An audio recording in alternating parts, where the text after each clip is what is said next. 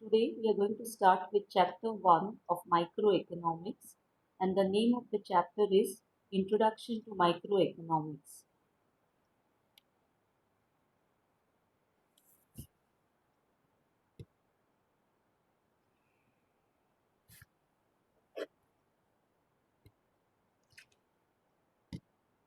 Let us start by taking a case of a simple economy.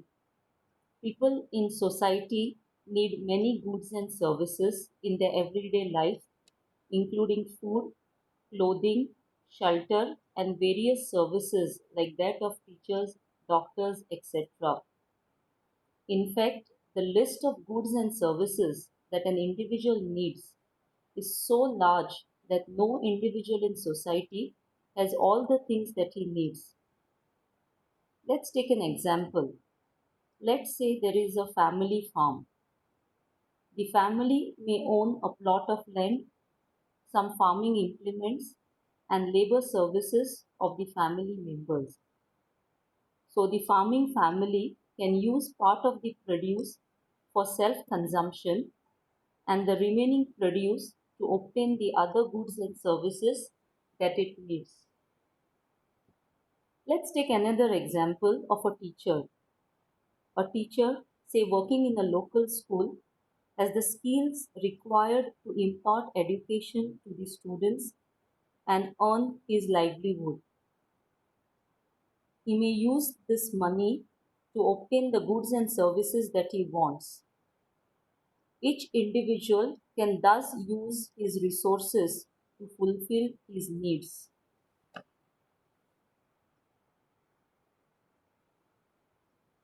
This brings us to another problem.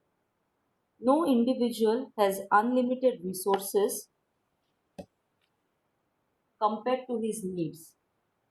For example, the amount of produce that the family farm can produce is limited by the amount of resources it has, and hence the amount of different goods and services it can procure in exchange for its produce is also limited. The same is the case with the teacher. And not only are the resources limited, but the resources also have alternative uses. Hence, the individuals are forced to make a choice between the different goods and services that are available.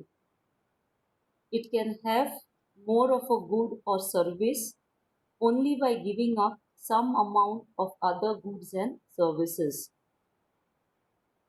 Thus, all individuals in society faces the problem of scarcity of resources and therefore has to use the limited resources in the best possible way to fulfill his needs by choice making.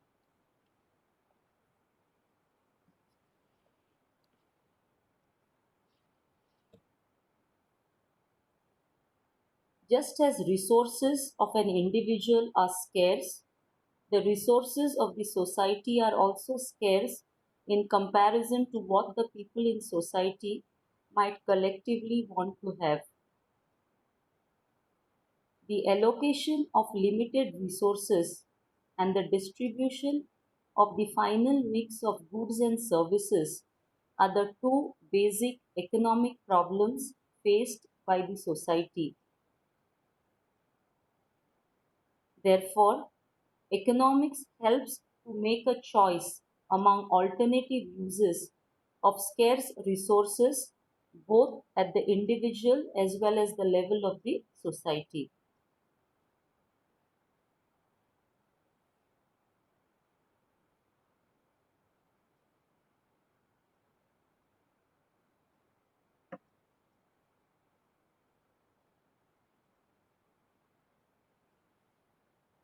Let us now look at another concept of central problems of an economy. We have just seen that every society faces the problem of choice arising out of limited resources and unlimited wants. Thus, every economy, whether simple or complex, developed or underdeveloped, will have to solve the following three fundamental economic problems.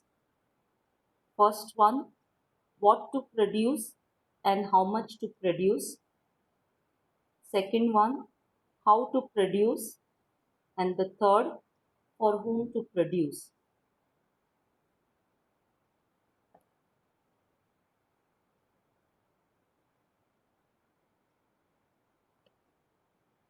Let us go through these three fundamental questions that every society has to answer in deciding the allocation of its scarce resources.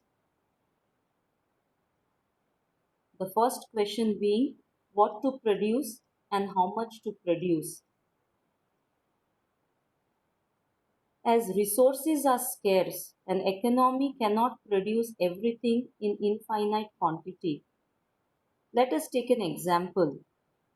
Let's assume resources worth 10 crores are available and we can use these resources entirely for the defense of the country or entirely for the production of food or both. Since both defense and food is equally important for the welfare of the people, the available resources is spent for both defense as well as production of food. Once it is decided what goods to produce, the next question is in what quantity they have to be produced. Both these questions are answered depending on the type of economic system of the country. Let's now go to the second question, how to produce. The problem of how to produce is a problem relating to choice of technology.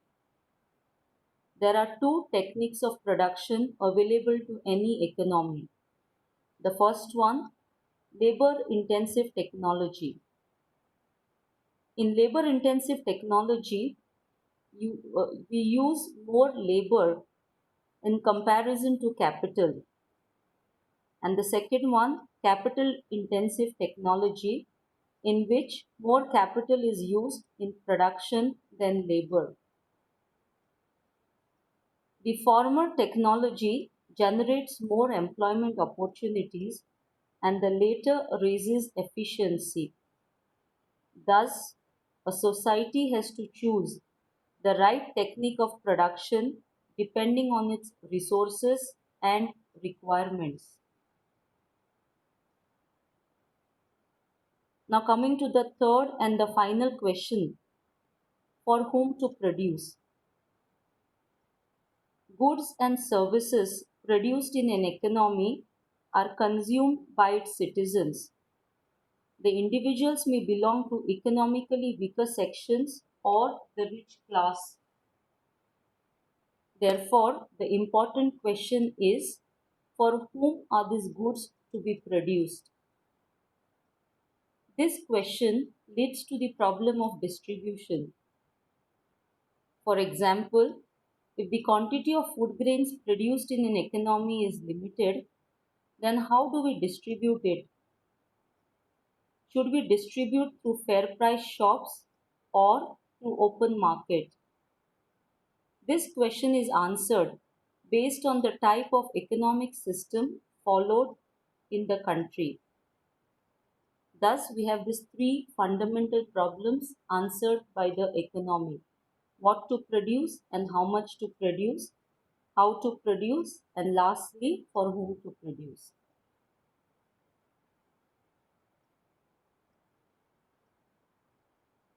Let us now summarize what we have discussed today.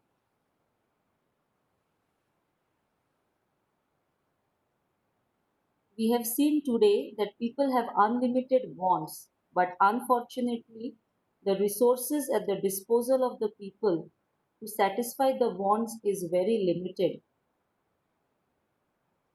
Secondly, the resources are just not limited, but they also have alternative uses. Thirdly, the problem of unlimited wants and limited resources is not just restricted to individuals but is also faced by society at large as the resources of the society are also limited compared to the needs of the people in society. Hence, the problem is solved by choice making, not just by the individuals but also by the society at large. And lastly, having said that any society faces scarcity of resources, we have seen the three fundamental problems that any society, irrespective of its level of development, has to face or answer in deciding its allocation of its scarce resources. Thank you.